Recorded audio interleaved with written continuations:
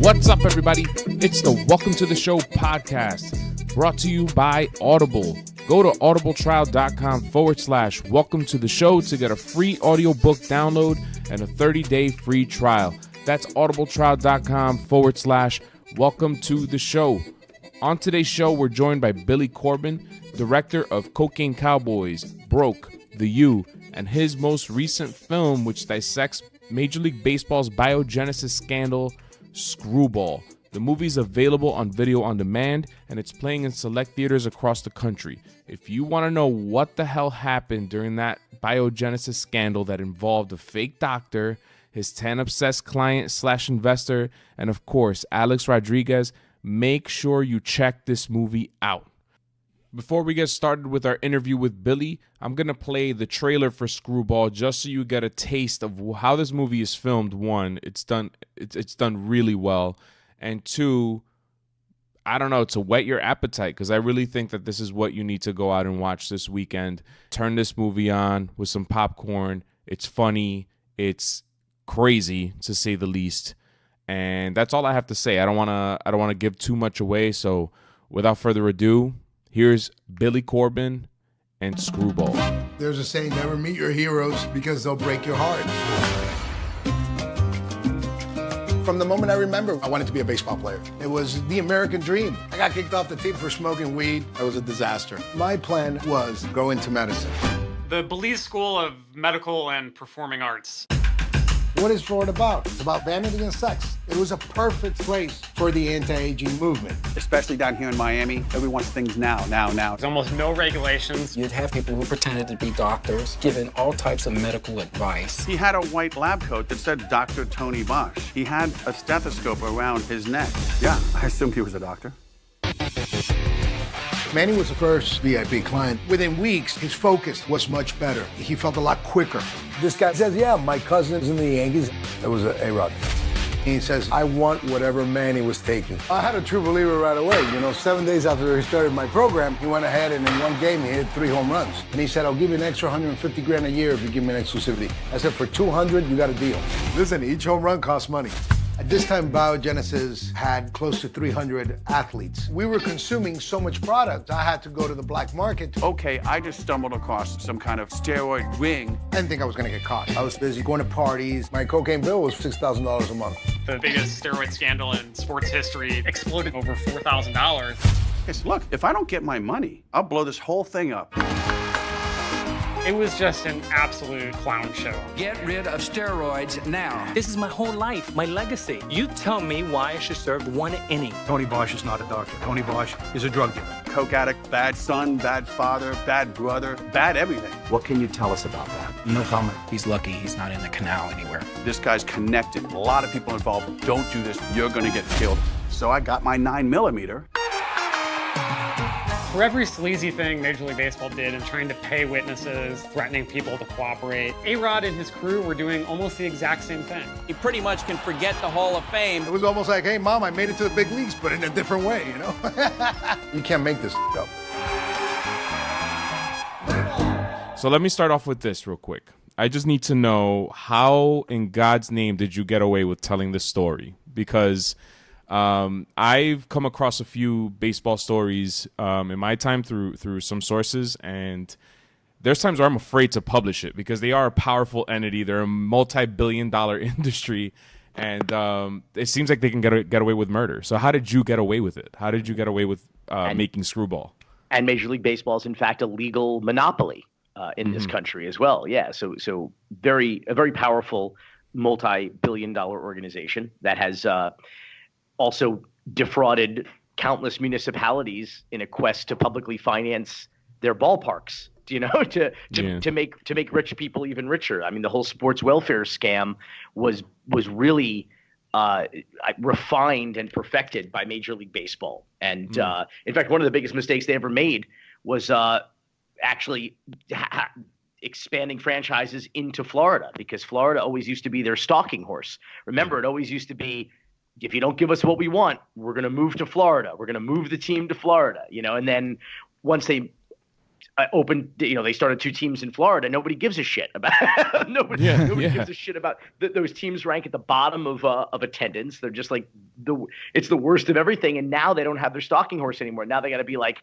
well, we'll move to Vegas. Now that, they have to say. So yeah, I mean, it's a pretty powerful, moneyed and litigious organization, and as evidenced by the amount of money they spent on this A-Rod investigation and this biogenesis hustle, the amount of millions of dollars that they spent on Tony Bosch, who was the fake doctor that that treated A-Rod and Manny Ramirez and Ryan Braun, et cetera. Yeah, but I got to tell you, I don't make my living in baseball. Yeah. So, there's an odd kind of dynamic between sports writers and sports, I don't want to say journalists per se, but people who cover sports, there's a weird dynamic between them and the teams and leagues that they cover. And I don't begrudge you that. It comes along with the game. You almost serve at the pleasure of the people that you're supposed to be objectively covering, and so that puts you in a tenuous position sometimes. Like you said, when you get a good story, if you're the byline on it, you might be in some deep shit. You might not get the access that you need to do your job. So it's always a really tight spot. They expect you to diss their players and diss their coaches and in terms of management and game decisions and performance, but you can't hit the pocketbook, and you can't, there's certain things that I get are off limits. But I don't give a shit. I don't serve at the pleasure of anybody but our audience, and we look for great stories and we try to tell them well, and stories that we think are going to resonate with an audience and entertain an audience and tell them about something they might not know about or give them some additional insight on. And so that's our only priority. We don't really look at like, oh, well, what are the repercussions of this? Am I never going to go to another Marlins game again? Who gives a shit? Nobody goes to a Marlins game, So, I mean, I will say this though, we have the truth on our side. We have facts on our side.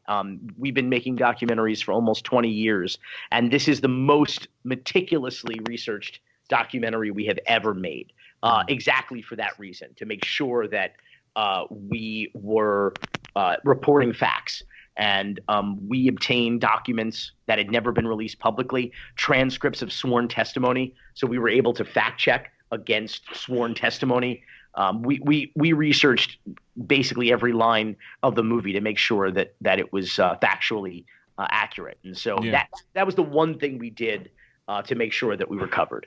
And we're talking about Screwball here. The way I describe it, this is my quick synopsis of it without trying to give too much away. It's a true crime drama comedy. It involves baseball's probably biggest scandal ever, the biogenesis scandal, which involves a fake doctor. When I watch the movies, I mean, I've heard Porter Fisher's name left and right, and to sum him up, I mean, he seems like a decent guy. He's actually going to come on the show, so I don't want to talk too much shit about him. But he's a tan obsessed, basically client/investor of Tony Bosch, and the story also involves Alex Rodriguez. I would say the Black Sox scandal is probably a big that one was but that's true. That involves gambling. Yeah, but this one definitely involves the highest paid player in the history of the game. So there's something to be said for that. And it involves Major League Baseball itself. You know what I mean? I want to get this out of the way. I'm probably like the biggest A-Rod fan between the three of us. And Manny warned me about watching this movie beforehand, saying that it paints A-Rod in kind of like a bad picture and everything. But I'm still a huge A-Rod fan. Like, the movie didn't sway me in the other direction. But what I did love about the movie is that it's like A-Rod was the one that came out looking bad in the whole thing because he's A-Rod, but in reality, like, nobody was innocent in this entire thing. Like, every character, including especially Major League Baseball, was not innocent in this entire thing. So, oh no, I agree. Nobody's got clean hands, and the movie's not intended to make anyone in particular look bad or to make you not like anyone you like. Yeah. It's just absolutely accurate, meaning that we weren't trying to make A-Rod look bad. We were just trying to show you exactly what he did, how he behaved. We didn't even, I got to tell you the truth, the movie barely scratches the surface because it's really not about A-Rod. I mean, in terms of A-Rod's misbehavior, if you will, or his conduct in this whole situation. I mean, he allegedly lied to the DEA during a Queen for a Day meeting, which is a federal crime. I mean, some of Trump's people got in trouble for that. Papadopoulos, I think, got indicted for that. So the whole point of a Queen for a Day meeting is you can tell them anything and they agree not to prosecute you or hold it against you. And he allegedly lied in that meeting, which is not only not unwise, but it's like I said, it's a federal crime. Wow. So there's all sorts of he bought when he bought that hard drive. You see it in the movie when you had Major League Baseball investigators with a bag full of cash from, I can only presume, some MLB slush fund or something that they were turning over to a convicted felon in a diner for stolen medical records, which we have a former investigator for the Florida Department of Health who alleges that was in fact a crime committed by Major League Baseball's investigators, also for which no one was held accountable. But while they were doing that, the felon had the great idea that not only was he going to sell these stolen records, for $125,000 cash to Rob Manfred and Major League Baseball investigators, but he was going to have a buddy at another table film the transaction, this shady transaction, with his iPhone, so they could turn around and sell that video to A-Rod, so he could prove that MLB was acting all shady. But here's the funny thing. He panicked or something, and he deleted the video off the hard drive and sold A-Rod a blank hard drive for 6 figures. Wow. And A-Rod allegedly sent the hard drive all around the world to data recovery services to try to recover the deleted video from the hard drive. Never did. And so the felon never got his second 6-figure payment that he was due if they were able to recover it. He only got the first one. You've got private eyes running amok from both MLB and A-Rod. You've got Major League Baseball abusing the courts and filing a frivolous lawsuit just to compel people that they wanted to testify in their investigation and arbitration against A-Rod. They sued them for no reason, just basically to force them to have to come to the table or maybe be deposed under oath. It was a lot of abuses occurring on all sides. And like you said, nobody's hands are clean in this. No. Yeah. So did A-Rod or Major League Baseball come after you in any way, shape, or form? Like, did they threaten you or anything like that? Well, I mean, I don't expect an invitation to J-Lo and A-Rod's wedding, but no, nobody is, as you put it, come after us. I think the head in the sand approach is a pretty wise one. It served Alex pretty well for the past few years.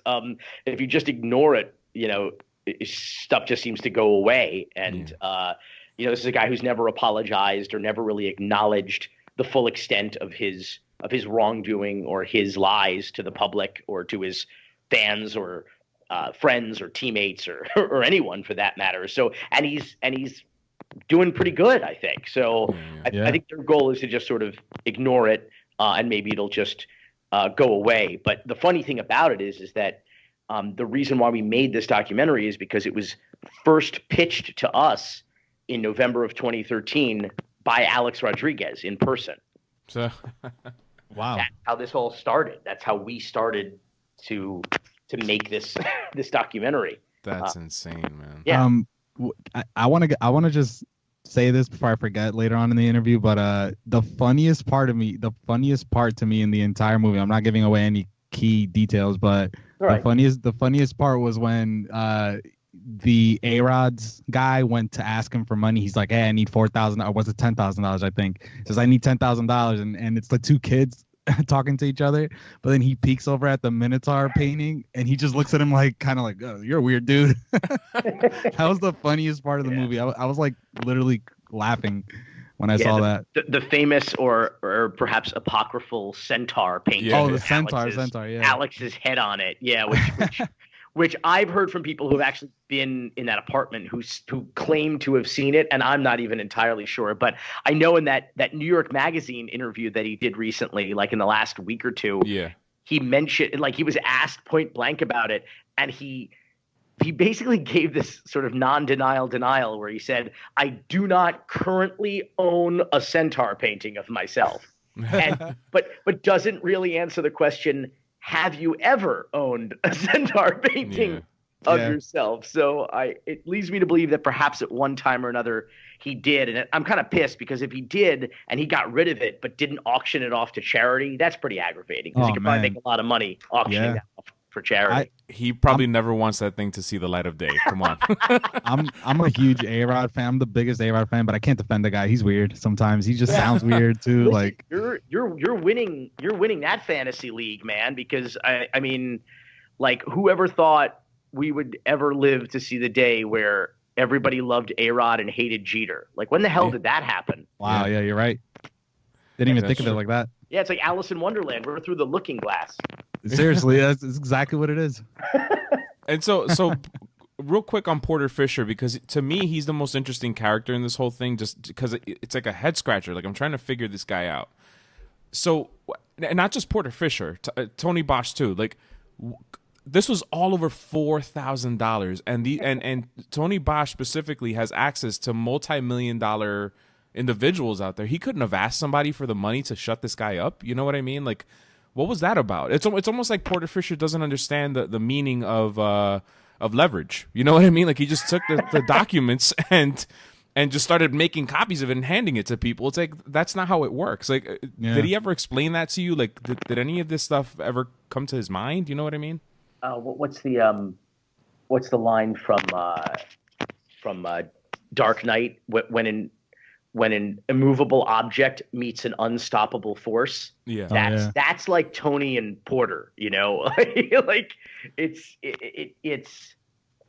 a really bizarre dynamic, obviously. You know, and the fact that, as you said, I try to sum it up for people who, when I say, like, the movie's not really about A-Rod, because A-Rod's kind of like collateral damage. Yeah. But don't tell A-Rod that it's not about him.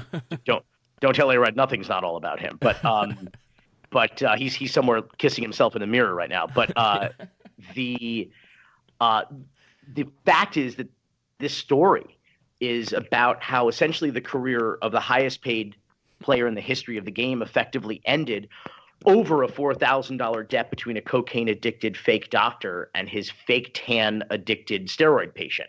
Like, that's what's so batshit about this whole story. Insane. Yeah, and so when you ask that question, like, well, why the hell didn't he just pay him the money? Or why? And the truth is that Tony's quite candid about this. Tony's kind of in, like, he's in a downward spiral at this point in his life. Mm-hmm. You know, all of this is coming to a head. You know, his players are starting to piss dirty. You know, Melky Cabrera is one of them. Bartolo Colon, I think that was like back to back. And he is like putting all of his money directly up his nose. He is not paying his child support, his rent, his cable bill, nothing. And he's swiftly approaching rock bottom. And that's what's happening during the same time period. This, you know, Porter Fisher comes and offers him some money to invest or to get involved in the project, and they call it a loan, and he's going to pay interest. And it's just really, I don't want to say it's a complicated arrangement. It's just a baffling arrangement. Now, we've investigated this pretty thoroughly, and we're still not sure we fully understand what the nature of this agreement was. I do know that Tony didn't pay it in a timely fashion. And here's the other messed up thing about it. When I say a timely fashion, it wasn't just $4,000. It was like 4 weeks also. Yeah. It wasn't like Porter has a short fuse, let's say, you know, so he got pissed. And when he started to realize how shady, he thought Tony was a doctor. Let me put it to you that way. Tony was not a doctor. When he started to realize the shadiness of this whole operation that he believed in so much and really wanted to get behind and be a part of, and, you know, and promote and maybe even invest in, he was pretty pissed, and he was, you know, pretty heartbroken. And it was like finding out Santa Claus doesn't exist. So the shit hit the fan really quick. Porter Fisher reminds me in the movie, especially the way he was talking, he reminds me of like the Incredible Hulk, but instead of like instead of a sheen of green, he turns into a sheen of orange or brown from all the tanning, and because he just seems like he just lets things go and go and go, and eventually he just explodes, and he's just like, I'm sick of this shit. You know what I mean? But it's like he almost puts himself in these situations. Who hangs out at a anti-aging clinic in the lobby, all day? Or a 24-hour tanning salon. Exactly. It's a little quirky. I mean, it's a lot of these characters exist in that kind of Elmore Leonard, Carl Hyacin, Coen Brothers-esque kind of like only in Miami kind of characters. Yeah, that's exactly what it reminded me of. It reminded me of a Coen Brothers movie. And in actuality, one of the questions I wanted to ask you was, this is a very unusual documentary in that to me it felt like a feature film, not a fictional, but with actors and stuff. Well, you did have actors. Was this like an expensive project to make? Why did you film it this way? Why didn't you film it like a traditional documentary? Well, we've done sports docs in the past. We did the ESPN 30 for 30s, the U and the U Part 2. And when you do a sports doc, it's kind of a straightforward proposition. I don't want to belittle the angst of documentary filmmakers. Documentaries are difficult to make, but it's a pretty straightforward process. I mean, you interview the sports guys and they tell you about sports, and then you go get the sports game footage and you put that footage over the people talking about the sports. You know what I mean? Like it's not paint by numbers, but it's pretty straightforward. So here you might have noticed that they only mention maybe 3 baseball games in the entire movie. They mention that Kansas City game that A-Rod plays in. It's the first game after Tony starts treating him, and he hits 3 home runs. So there's a little brief clip from that. There's some clips at the end when the scandal erupts in 2013 and the pitchers start gunning for him. So there's a couple clips, but that's it. Otherwise, what do you do with the rest of the hour and 40 minutes of the documentary? And so we knew we were going to have to do some reenactments. And so all this shady shit goes down in nightclubs, in fake doctors' clinics, in sports bars, in locker rooms, in hotels. So we were going to have to film those scenes and bring them to life again with actors. And I also noticed that both Tony Bosch and Porter Fisher had very similar storytelling styles where they talk in dialogue. It's a real I walked into his office and I said, "Where's my money?" And he said, "Well, I don't have your money." And I said, "You better get my money." And he says, "I'm Tony Bosch. What are you going to do about it?" And I said, "I'm going to wring your neck." And I was like, oh, shit, we could drunk history this. We could have the actors on set lip syncing the dialogue right from the mouth of our interview subjects. And all of the actors are going to be 8, 9, and 10 years old. And that's what I decided we were going to do for this. Because first of all, the movie was always called Screwball, meaning we always wanted to be this bizarre, irreverent, farce, this screwball comedy. And so that was the tone of the whole thing all along. But then when we realized, we have to do recreations, reenactments, we were like, well, we have to do it in a way that kind of supports the light tone, the comedic tone of the movie. Yeah. So you didn't want to do something dark or mysterious or noirish. And so we went and came up with a style that we thought would be fun, would be lighthearted, and would support the overall tone of the movie. And not to mention that every single one of the adults in this story acted like a child. Yeah. So it seemed to all work out. And in the end, we kind of bring the point home, I think, without spoiling anything, that really the victims here are the kids, both the high school kids that Tony Bosch injected and rightfully went to prison for doing so, but also the kids who look up to these players and these athletes like they're role models. And really they're, a lot of the best of them are liars, cheaters, and stealers. So, so I think that, ultimately the kids who look up to these guys as role models are the victims. And it worked. I mean, it worked perfectly. The having the kids narrate was great because it really highlighted how absurd this whole story is in reality. Yeah. You know what I mean? Thank you. And one of my favorite parts was when A-Rod and Tony Bosch were in that nightclub in Miami, and they lost a vial of blood. And I'm just like, are you fucking kidding me? Like, you make $200 million, you're worth like $400 million, and you're in a nightclub getting injected by this fake doctor, and then you lose the vial of blood, and you're on the floor looking for it. It's insane. Yeah. Yeah, that was insane. Live nightclub, one of the most famous clubs in the world, at the Fontainebleau Hotel in Miami Beach, and we shot the scene with 30, 40 kids. Yeah, that's great. We shot it in the actual Live nightclub while it was closed, of course. On an off day. Yeah. Is there something? Oh no, go ahead, CT. My bad. I was just gonna say that I'm watching the movie, right, and I'm always like, I didn't know how to feel, because I remember when the whole thing was taking place, and that game where A-Rod came back, and he was at Fenway, and Ryan Dempster tried to plunk him, and then he didn't, and then Girardi. I'll never forget that game, because A-Rod came back later that game and hit a home run, and I was like, finally, like, there's something good in this whole hurricane that's going on. And then I remember seeing the Tony Bosch 60 interview, and just like, I was just so pissed off, only to find out that this guy's like a cokehead, that he was just trying to cut a deal, and like it could have gone. He basically played a bigger role than I don't even know how I'm trying to word it, but the movie kind of like just made me feel better about the whole thing, because it was a mess. It was just a complete mess, So, well, yeah, but I mean, you have to accept kind of A-Rod's contribution to the madness. I mean, he was not exactly a passive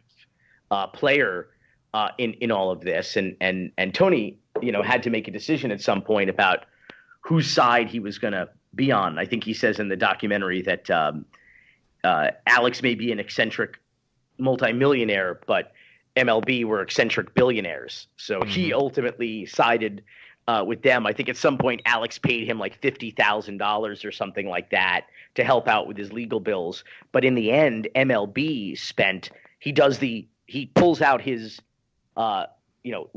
his budget, and he goes through all the line items and how much MLB spent on his living expenses, his personal protection, bodyguards, his attorneys, his travel, and it comes out to just over $4 million. Insane. Wow. So he went with the I guess he went with the right team there. Yeah. The deeper pockets, God knows. Did you ever get to talk to Eddie Dominguez, who just wrote the book Baseball Cop? Did you ever get a chance to speak with him? My producing partner, Alfred Spellman, has on several occasions. He was in the process of finishing his book and didn't want to talk on camera, which I think is a shame. It is. We've also been in touch with at least one other, I will say, of the investigators involved in the case. And I've spoken to over half a dozen, actually more than that, nearly a dozen people who were involved in the situation, some of whom are mentioned in the movie, but we did not get to interview on camera as part of our process of verifying certain facts. And I will tell you that every time someone has Eddie, I think, was skeptical for a while, but he finally did watch the movie and tweeted something very nice about it just a few days ago about the accuracy of the movie. That's what I keep finding, is that people hear about the movie, people who are involved, I mean, in the actual events. They hear about the movie, they kind of shit talk it, they're concerned about it, then they see it and they're like, oh yeah, that's how it went down. It might, it might not be 100% of the story, but we only have so much time in an hour and 40 minutes, but but everybody who was involved in the story that I'm aware of, no matter whose side they were on or what they were doing, really everybody was on their own side, to tell you the truth. But everybody who sees it says, yeah, the facts that you report are 100% accurate. Obviously, there's more to the story, but everything in there is the way it went down. Yeah, we had Eddie Dominguez on last year when his book came out, and a lot of the things that came out in this movie is corroborated in his book. And he was the only member of the DOI that didn't sign an NDA, a non-disclosure agreement. So he's out there talking about this stuff, but nobody's buying his book. It's insane. And I'm hoping that this movie, because it's a good. I mean, my wife could give two shits about baseball. She watched it, she liked it. It's a funny movie. It feels like that's the perfect description of Coen Brothers movie. And yeah, I urge everybody to watch it. Screwball. It's available on video on demand. I wanted to ask you another question. Is there something that's not in the movie that you wish you could have, that you wish you had more time or more money or something to put into? Yeah, there was a couple things that because of exactly those reasons, budget and schedule, we weren't able to do. Okay. There was a car chase that went down. Porter Fisher was being chased around the South Miami Pinecrest area, like his neighborhood, and right around where the Boca Tanning salon was across from the University of Miami. He was in a car chase, and he had called up Pete Carbone, who owned the 24-hour tanning salon, who started to chase the car that was chasing Porter.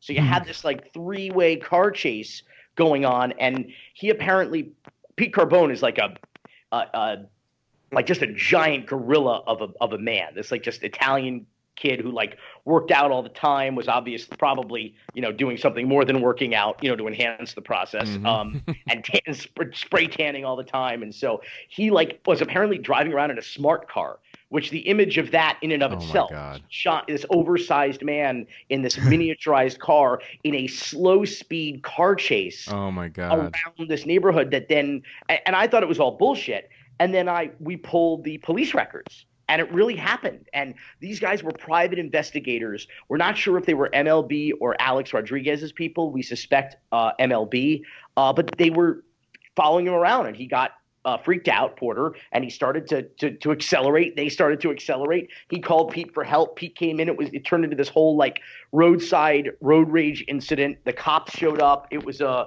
a whole to do, and that was in the middle of the movie, and we just couldn't afford to do a car chase with a bunch of 8-year-old kids. And the second scene was an epilogue in federal prison. When Tony Bosch went to prison, he wound up in what they call a camp, which is like a even below minimum security kind of facility, right in Alabama. And in the camp, they had classes, and Tony, among other subjects, taught a nutrition class to his fellow prisoners. And his fellow inmate was Jeff Skilling from the Enron scandal. He was teaching a business course to his fellow inmates. And another inmate was Jesse Jackson Jr., who was in prison for corruption, who was teaching a politics and civics class to his fellow inmates. They say prison's the best place to get an education if you're a criminal. But I imagine this epilogue scene, you know, with all these kids in their prison jumpsuits, you know, teaching these classes, like a little baby Jesse Jackson Jr., a little baby Jeff Skilling, and we were never able to get to that one either. Oh my God, that would have been amazing. That's so funny. And then, so with Porter Fisher, how did he come out of this unscathed? I'm just shocked that one of these guys didn't rough him up or something. I mean, I guess that's my question. How is he still with us today? Well, if you think about it, he didn't quite get out unscathed. He's like the one guy that made no money. He got screwed in the end. Yeah. Like the only guy who got $0, which is remarkable. And he was the guy that sort of, you know, kicked it all off. He was the guy that tipped the first domino, and yet he made nothing out of it. And theoretically, effectively, kind of ruined his life for several years. You know, He was really scared. He was really concerned about, threats being made against his life from people involved in the scandal, from people not involved in the scandal. I mean, he was afraid of just fans, you know, like, of some of the players that might seek retribution. So his life was a living hell for a while. And so when you say unscathed, I guess it's relatively speaking, you know, like now it's been like 6 years and some water under the bridge. He's sort of returned to a normal life and work. But it was really hard for him for a really long time. But there was definitely some threats. Tony Bosch claimed there were threats against his life as well for the same reason, you know, particularly when the pressure was on him to start cooperating with Major League Baseball against Alex and the other players. I think that he claims there were some threatening voicemails left, people threatening his family. He had said that, you know, we couldn't back up any of those claims. I had no reason not to believe him, but part of the reason we didn't use it in the doc was because we weren't able to independently verify it as we were a lot of the other information. Again, I have no reason to believe that he wasn't telling us the truth. We just couldn't independently confirm it, but he claims that was part of the anvil that broke the camel's back when he decided to cooperate with Major League Baseball, that he got a voicemail that not only threatened him, but specifically mentioned his family. And then he was like, well, that's it. I need protection, and I need, deep pockets to help me weather this storm. Yeah. One of the guys that I've talked to who also ran an anti-aging clinic, I don't want to say his name, he wants to remain anonymous, but he claims that his clinic was shut down too after biogenesis, and that Major League Baseball ran amok down in Miami.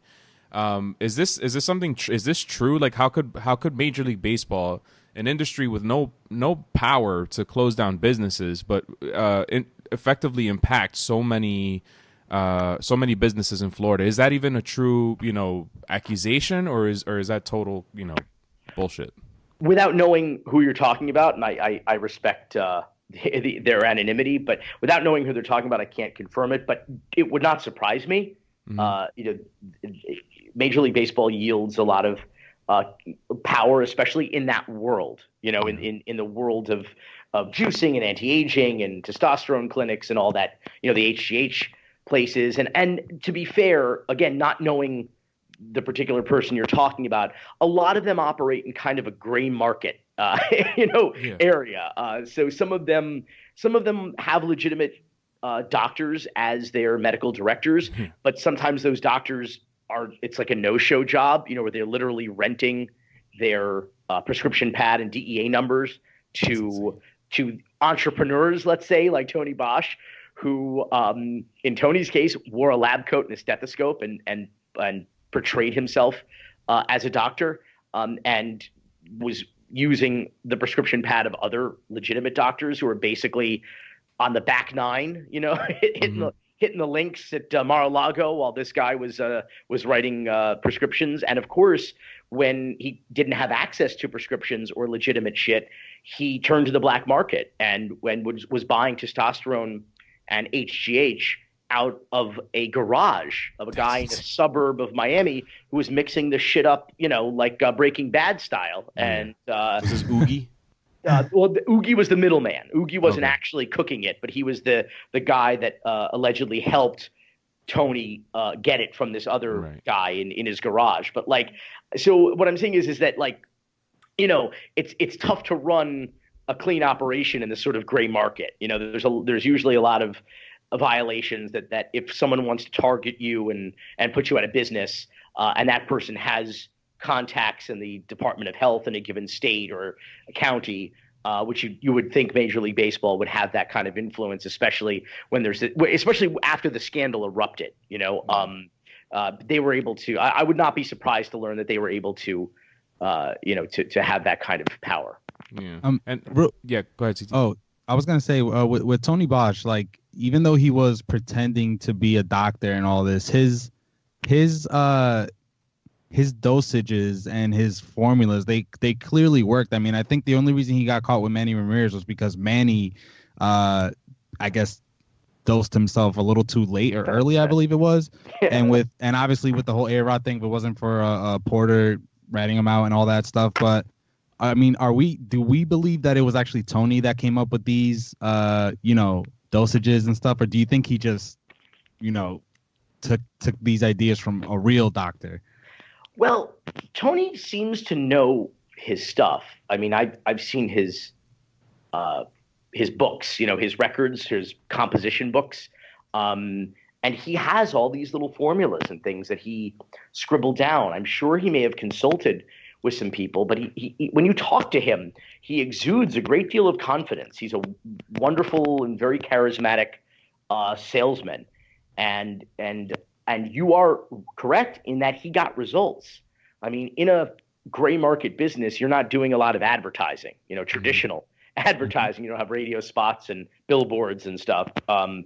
His business built by word of mouth, and it only built by word of mouth because he was getting results for his clients. That's the bottom line. And so I think some of those formulas were definitely his. I know he was going to what they call compounding pharmacies or compound pharmacies, which is apparently a legal thing where you can go and get certain products made built out of other supplements and vitamins, and he was creating his own products with his own formulas that he was then selling and prescribing, if you will, to his clients, so that you not only were, paying for his services, but you would have to pay for his product, his supplements as well, that were being done in these compounding pharmacies, which is just a weird thing, but that's a part of this subculture as well. He was inventing his own supplements, packaging them, and producing them, and then selling them to his clients. And another thing that you might want to keep in mind is that Manny either did not follow the specific protocol. That's what Tony calls them, protocols. Yeah. The specific protocol, which is exactly which substance in what quantities to take when. And if you take them, if you steer clear enough of game day, you are supposed to not piss dirty. And the story goes that Manny took a substance too close to game day and was randomly tested and pissed dirty. There's also the matter of, it's also possible that Manny was taking something else or seeing somebody other than Tony, and there was other substances involved. There's any number of things that could have led to that. But to your point earlier, Alex never failed a test, to my knowledge, during this scandal, during this period. He had, of course, earlier in the century, but not during the biogenesis scandal. That evidence was entirely born out of the stolen documents that Porter Fisher provided the Miami New Times, and of course Tony Bosch's testimony and records and text messages and travel documents and everything that he had clearly been in contact with Alex about this. Yeah. And speaking of Manny Ramirez, one of the funniest things, I don't know, I hope this isn't a spoiler. You can tell me to cut this out if you think it is. Go ahead. But to me, the funniest part of the movie was when Manny Ramirez hired Tony Bosch, that Tony Bosch had to sleep in the same room as he did in hotel rooms and tell him bedtime stories. I was like, this is like crazy. Like, it's almost too good to be true. You must have, when you stumbled across this movie, you must have said, holy shit, I just hit the goal. Like, have you ever had, is there any of all the movies you've made, Cocaine Cowboys, The U Part 2, Broke, what's the other fight one? I saw it on Netflix. Dogfight. That was a good movie. Is this the craziest story you've ever come across? It's certainly the gift that keeps on giving. I mean, it's one of those things where the more you learn about it, the less sense it makes. And that's just a great story. I keep telling people, if you were a screenwriter or a novelist and you were writing this story, you would be fired on page 15. I mean, nobody would believe this shit. It doesn't make any sense. The character motivations, the decisions they make, people would be like, well, this is just dumb. Like, your characters don't make any sense. Your story is illogical. You're fired. And the fact that it's all real is just incredible. And the fact that it is such, I think, a uniquely Florida, particularly South Florida story. I mean, really, these are uniquely Florida men, and only in Miami characters. I really feel like we're just freebasing Florida fuckery with this movie. There's so much that I wish I could ask you about this, but I just want to move on real quick, 2 or 3 more questions, and then we'll wrap this up. Many of your films do take place in Miami. Like, I think pretty much all of them do. Am I right? Most of them, yeah. Yeah. So what is your motivation? I know you're a Florida guy. You're from Miami, but what's your goal in telling these stories? What are you trying to convey to your audience, or what are you trying to do? Well, when you come from a place as compelling and dynamic and unique as this, they always say to write what you know. So you want to tell the stories that you know, the ones that are close to home. It happens that there's a lot of appeal to Miami and Florida outside of these areas, so these are not provincial stories. They might be Floridiana, they might be very super Miami bro, but they seem to travel well. People all over the world have a great interest in this place, and they should. Miami is like America's Casablanca. It's a very unique place, and what I always say is that LA is where you go when you want to be somebody. New York is where you go when you are somebody. And Miami is where you go when you want to be somebody else. Wow. It's just always been a sunny place for shady people. And that's true of all of Florida. And I think the most interesting thing about it is that the Miami of today is the America of tomorrow. So if you want to know what challenges we'll face or calamities will befall us as a nation in the years to come, you need only look at Florida, and specifically South Florida. It's what T.D. Allman called the America's bellwether, the canary in the coal mine.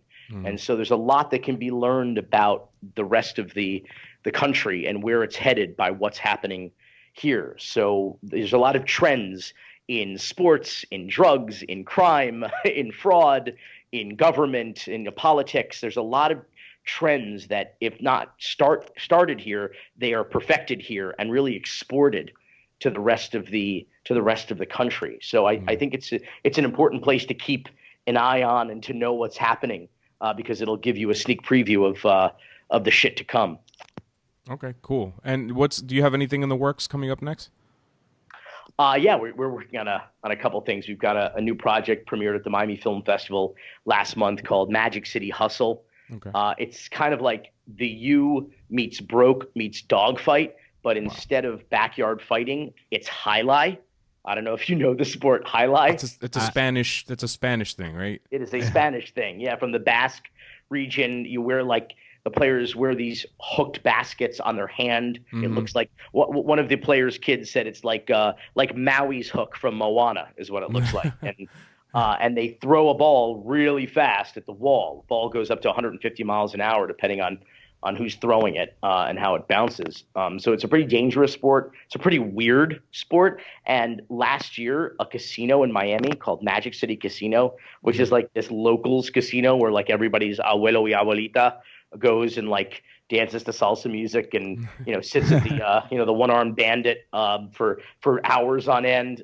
It's a funny place, and they decided they were a Greyhound racetrack for 88 years, and they decided to get rid of the dogs and add highlight instead, because they need to run a parimutuel in order to keep their casino open. So the family are all University of Miami alum, and they're they give a lot of money to the university, but they've never really done anything for the players after they graduate. So they decided that instead of hiring professional highlight players or even amateur highlight players, they sent out an email to the entire athletic department, all former male athletes, and invited them to come and try out to play highlight. Nice. And it's like the replacements. It's bizarre, dude. It's like some of these guys never heard of highlight before. One of them said to his girlfriend, he's like, "Hey, do you know what Jalala is?" And she's like, "Jalala?" Like, you mean highlight? Yeah, it's spelled Jaialai. So they didn't even know how to pronounce it. They'd never put a cesta, the basket, on their arms before. And from February of 2018, they started practicing.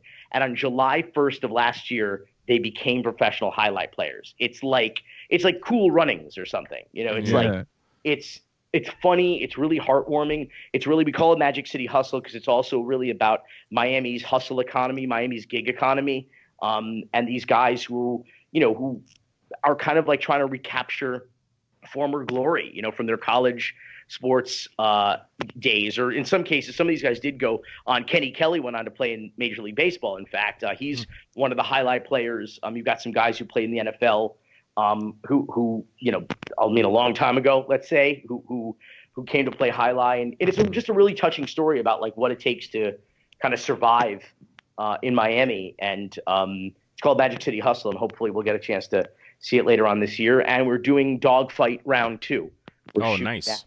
Right now, that begins with Dada 5000, the Don King of the backyard, fighting Kimbo Slice in that horrendous Bellator fight. Oh, man. I remember that. Yeah, we were there in Texas with Dada in Houston when it went down, and it was devastating. I mean, it was just – not only was it a terrible fight, but Dada died. He actually coded. And we were there in the hospital. It was just a really very emotional and very difficult time, and he survived miraculously, and he just did his first professional fight as a promoter, and they did it in Cheyenne, Wyoming. They did MMA in a triangular cage. Oh man, it was batshit. And we were there covering that, and it was pretty brutal. It was like, I think there was almost 12 knockouts in the 12 fights because it's a fucking triangle. There's like there's no place to go. It's like brutal. I mean, I'm not sure how I feel about it yet, but it was. Yeah, you won't be able to use the children actors for that one. No. We let the fighters speak for themselves. So we'll speak with their fists anyway. But yeah, so we're working on that now as well. Hopefully for probably early 2020. Yeah, maybe you can go complete opposite and use really old people or something. Oh man, that'd be so funny. All right, Billy, thank you so much for coming on the show. We really enjoyed talking to you. I urge everybody to watch Screwball. It really is an incredible documentary. I'm not just blowing smoke. It's unlike any documentary I think I've ever seen. It's really a crazy story. And thanks again, Billy. That was awesome. Anytime. Thanks for having me, guys. All right, thanks, Billy.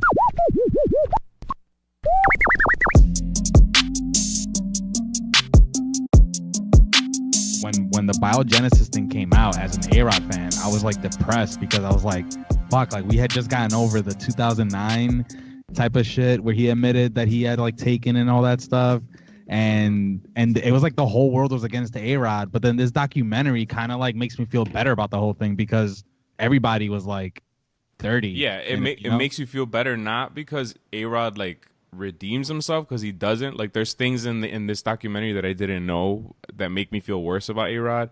But it makes me feel better because the way they made it seem was like he was orchestrating this whole thing, and he wasn't. You know what I mean? Like Major League Baseball, to me, Major League Baseball comes out looking the worst than anybody else. Yeah, and I remember when everything was going on and how hard A-Rod was going at MLB. Like it was literally A-Rod trying to sue MLB, and I remember thinking to myself like, yo, he can't be this dumb. Like he's caught. Like just give it up. But then watching this movie, I kind of understand why he was so pissed off about everything, because basically like they made him the face of it, and he went down for it. Like he basically took on like 90% of the heat. No, yeah, exactly. And I'm an A-Rod fan, man. And he's the only one that fought baseball on it, so he looks the worst. You know what I mean? Like, yeah, Manny Ramirez got lucky when he got caught because what was it that happened? Michael Jackson died. Michael Jackson died. Farrah Fawcett died. So the story just died. But with Alex Rodriguez, that was like the #1 story. You know what I mean? And that's what I wanted to ask Billy, but then I started to feel like, okay, this guy's been on for 45 minutes. Like, I don't want it to end like it's ended before, where they're like, okay, I have to go. Like, do you have one more question? I wanted to be more natural. Yeah. But I wanted to ask him, like, what the fuck possesses someone like Alex Rodriguez, the best, arguably one of the greatest of all time, to go to a fucking doctor who had treated Manny Ramirez, who got caught? You know what I'm saying? Yep. Like, would you go and see a doctor? Maybe it wasn't Tony Bosch's fault that he got caught, but would you? He's been on the news. His name has been out there before, and you're still gonna go back and say, I want what Manny was taking. Like, you're almost playing with fire a little bit.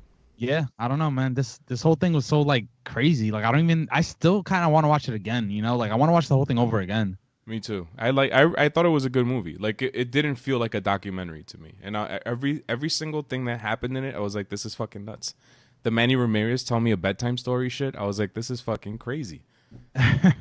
That's insane, but it's believable. You know what I mean? Since we follow baseball, you're like, that totally makes sense. Like that would be something Manny does. You know what I mean? And honestly, man, like with Manny Ramirez and A-Rod, and then you saw he had his list of clients. There was like celebrities in there and shit. I'm just like, nobody could tell me right now that there isn't performance enhancing usage in the major leagues right now, and it might be the biggest stars in the game. You know, like not just that, but Tony Bosch is not a doctor, but he from what I understand, well, maybe he was prescribing shit illegally, but whatever he was doing to A-Rod wasn't turning A-Rod into some sort of superhuman player, because this was at the time that A-Rod was in a decline, but maybe it helped A-Rod stay on the field a little bit more. You know what I'm saying? Maybe this is like something Major League Baseball should see and say, okay, maybe we should ban performance enhancers, should be banned, but if you're being like treated by a doctor, a licensed doctor, a physician, maybe you can allow it because it helps your players stay on the field for longer. And that's your product. That's what you're selling. You know what I mean? Like exactly. So now it's like Major League Baseball did such a big, they tried so hard to get their hands on his notebooks and all that shit that who knows if they tweaked it. Now they got their own guys to do this shit. Who knows? Like, yo, and the thing is that I don't put it past Major League Baseball, man. You're talking to the CT conspiracy theorist over here. You know, like I don't put it past Major League Baseball that they figured out a way to get their cake and eat it too. You know, like, yo, they figured out a way to juice the baseballs and not get called for it. And the fact that A-Rod is working, he's like the Sunday Night Baseball guy. And he was still an advisor to Yankees players. Like, come on, man. Like, there's shit going on, man. And one day the truth will come out. Yep. It's gonna be crazy. It's gonna be crazy. Thanks everybody for listening. Thank you, Billy Corben. Thank you, CT, as always. And just a reminder that the Welcome to the Show podcast is brought to you by Audible. Go to audibletrial.com/welcome to the show to get a free audiobook download and a 30-day free trial. That's audibletrial.com/welcome to the show. Peace out, everybody.